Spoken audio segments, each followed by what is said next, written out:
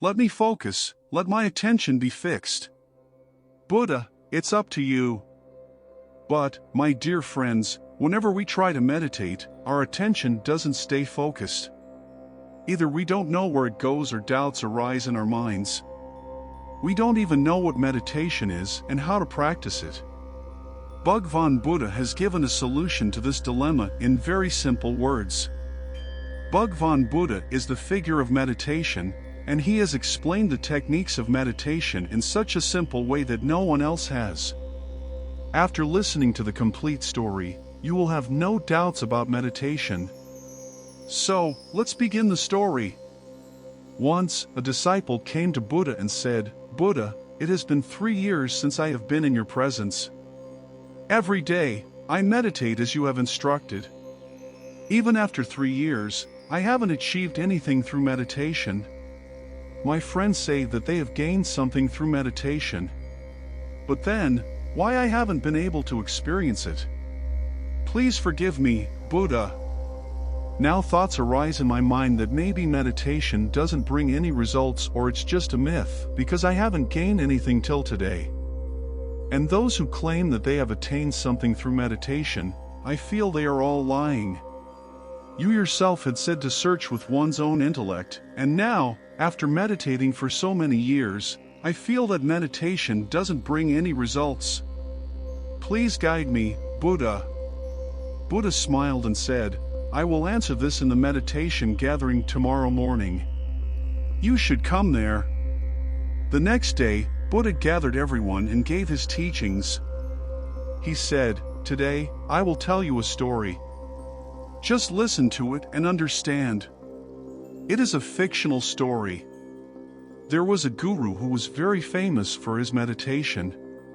It is said that he found a mountain made of gold and its peak was made of diamonds. By discovering it, he attained knowledge and he lived alone on that mountain. He didn't make anyone his disciple. After a long time, 3 brothers approached him and asked him to become his disciple. They went to the guru and requested to receive knowledge. The guru agreed and kept them with him. Then the 3 disciples asked the guru about the way to the mountain of gold.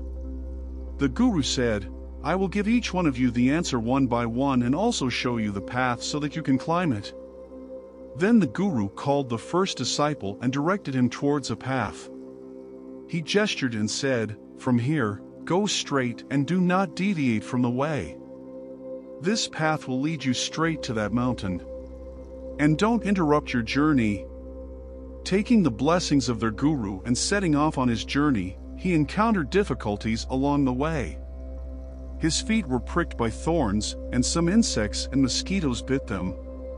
He also encountered wild animals and struggled through the jungle. Suddenly, he felt hungry. He arranged for some food in the jungle and ate. After eating, he continued his journey and moved forward. Afterward, he encountered a desert. It was quite vast, and he had a little leftover food with him. However, he didn't have any water, and he was getting extremely thirsty. Despite that, he kept moving forward and ultimately, he got very tired. Enduring thirst had become impossible for him. Doubts started arising in his mind about whether the guru had shown him the wrong path. Slowly, his face started wilting, and his throat began to dry up. He fell in the same desert. All of a sudden, it started raining there. He got up and immediately started collecting the rainwater in his vessel, quenching his thirst. Then, he continued moving forward and he reached the riverbank, and he made a boat and started crossing the river. Just then, a storm arrived, and its strong waves started engulfing the boat. As he was sinking, he wondered, "What kind of path did Guruji show me? I am nearing death now. It seems certain that I won't survive." Just then, some people arrived at that place and rescued the man. They took the disciple with them to the nearby village of fishermen and fed him. After having some food, they provided him with a little more food for the journey ahead. The disciple once again moved forward, and as he progressed, he saw a massive valley ahead. Upon seeing the huge valley, he shouted loudly, "Guruji, you have shown me the wrong path. Leave aside the mountain of diamonds, there is no path here. My efforts have been in vain." Disheartened, he returned to continue his journey and reached the Guru, saying, "Why did you show me the wrong path? There was nothing there except for a jungle, deserts, rivers, and a deep valley." Guruji replied, "Did you learn anything from all this?" The disciple responded, "I didn't go to learn anything. I went to search for the mountain of gold. What could I learn from the path? The path was long and extremely difficult. I tried everything I could, but even after facing such hardships, I gained nothing." So, the Guru said, "Wait, I will send your other brothers." The disciple said, "They won't find anything there either. There is nothing there. What will they find?" Then the Guru blessed his second disciple and sent him on the path. After a few days, he also returned. The Guru asked, "Did you see that mountain?" The disciple replied, "No, I didn't see any mountain. There is nothing there, only a valley. I thought I might have strayed from the path you showed me. That's why I came to ask you about the path." Then the Guru asked, "What did you learn from all this?" The disciple replied, "Gurudev, the journey began in a jungle, and as I moved forward, I observed how all beings depend on each other and become the food of another. Then, I reached a desert where, in the midst of the journey, I became restless for water. For a moment, it felt as if I had come close to death. It was then that I realized the true essence of life and the value of every breath. I saw nectar raining from the sky, and upon drinking the water, life was restored to me. The water was incredibly sweet, and I realized that water is the real elixir of life. After that, I arrived near a river. It was extremely beautiful, and its water was crystal clear. I cut down a few branches from the trees along the riverbank and made a small boat. Using that boat, I was crossing the river. Right then, a storm arrived, and I began to sink. That's when a few fishermen saved me. It made me realize that in times of trouble, we always wish someone would help us, but we rarely extend our help to others. After that, those fishermen took me to their home and offered me food. There, I witnessed how people were suffering from hunger and yearning for a better life. Someone is sick, while others are under medical treatment. I saw a wife crying during the separation from her husband. With the little knowledge of medicinal herbs I possessed, I treated a child and cured him. It was then that I felt the joy of helping others and how satisfying it is to assist those in need. Those fishermen had no food for themselves, yet they gave food for me and even provided provisions for the journey ahead, which I took with gratitude. I continued my journey ahead and reached a valley. It felt incredibly peaceful there, as if no voice could be heard except for the sound of my own breath. At that moment, I realized that I had strayed from the path you had shown me. There were no golden rocks there. So, I came back to you again to ask for the right direction. The disciple asked, "Gurudev, did I go astray from the path because there were no golden rocks?" The Guru replied, "No, you were on the right path, and soon you will find that mountain as well." Then the Guru turned to his third disciple and asked, "Do you also want to find the mountain?"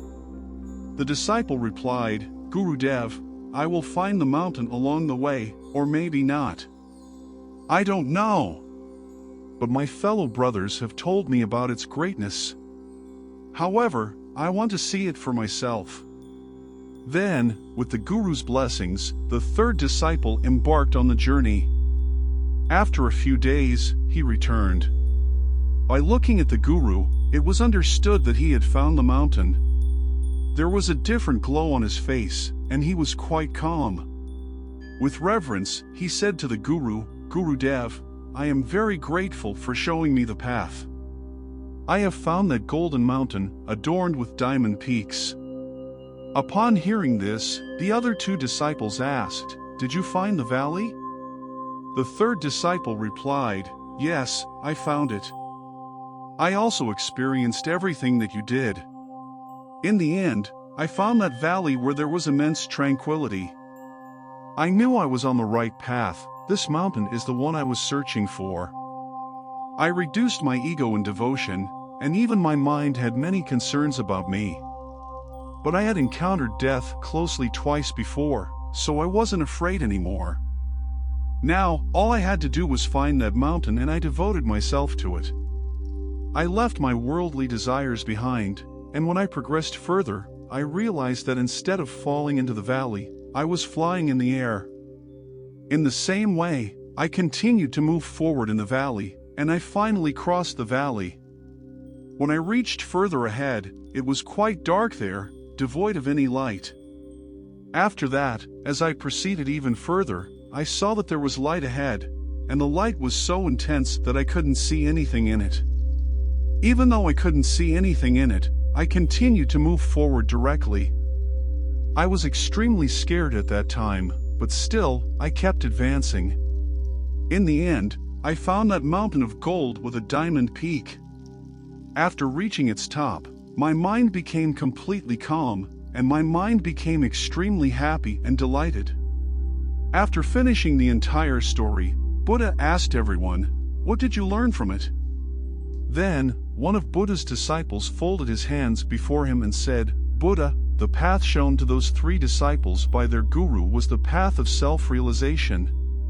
The dedication and devotion of the first disciple were true, but he was ambitious. He didn't gain any knowledge from the path. He became completely ambitious and lost in his desires. He didn't gain any knowledge from his experiences.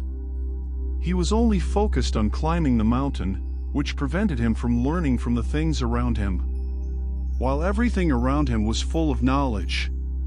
The second disciple observed and understood how nature diminishes and how life is lived. He learned how death feels and the value of every breath. He understood the significance of death and breath. He recognized that water is the elixir of life. He continued until the end and returned from the place where he was supposed to reach his destination. He became anxious upon seeing the valley. He liked the profound peace, but he couldn't understand that it was his path, and he mistook it for the wrong path. Realizing his mistake, he returned to the guru, but he gained something from this journey. However, the third disciples had no curiosity about the mountain. He just wanted to know the path, to see what his brothers had witnessed.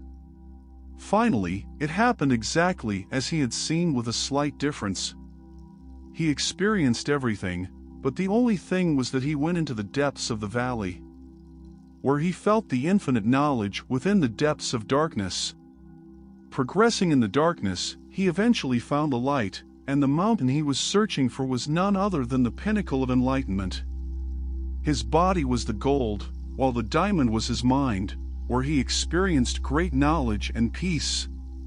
Now, the disciple who had said to Buddha that despite 3 years of meditation, he hadn't attained anything. He went to Buddha and said, "Please forgive me. Initially, I was your first disciple, but now, I will try to become your second disciple and show you. Now, there is no doubt or question in my mind." Friends, our focus is always on the destination, but the real joy lies in the journey, the path. And the person who enjoys the journey of the path while appreciating the destination has truly reached the destination and attained boundless peace. But the person who only worries about reaching the destination cannot experience the joy of the journey. That's why the path becomes more important than the destination. If you found this story even slightly enlightening, do share it with your family and friends, and subscribe to our channel to listen to more such knowledge and insights. And don't forget to like this video. Let's meet in the next story. Until then, stay blissful.